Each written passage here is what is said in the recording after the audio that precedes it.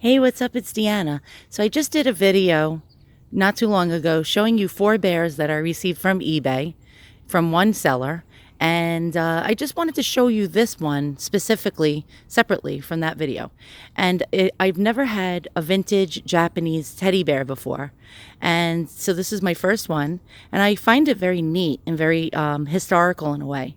So this probably was made just after World War II, probably about 1948, 1949 or so, when American GIs were helping to rebuild Japan after the war, which was an epic, epic, barbaric, horrible, horrible war.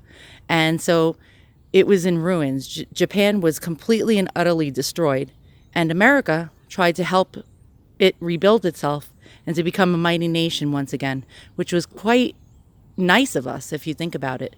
After all the millions of Americans that were killed and how they were horrible to us with Pearl Harbor, we tried to help the Japanese people as a nation to grow and prosper once again and to be our ally. So this bear was made and sold into the U.S. So this was imported into the U.S. to be sold to Americans.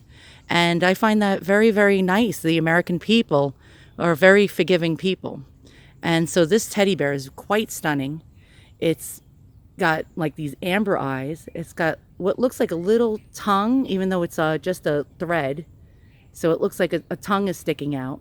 And he's got really, really cool paw pads on the bottom, made out of velveteen, and they're airbrushed. And the bear does have some wear to it. It's quite common for these older toys that were played with. And he was actually stolen. They stole the design from Steiff, and Steiff made something called the Teddy Baby back in the 1930s, and that design went through the 1950s. And the Teddy Baby had sort of flat, large, ginormous feet that were cardboard lined on the bottom so the bear could stand up. And this is like the Japanese version of Steiff's Teddy Baby.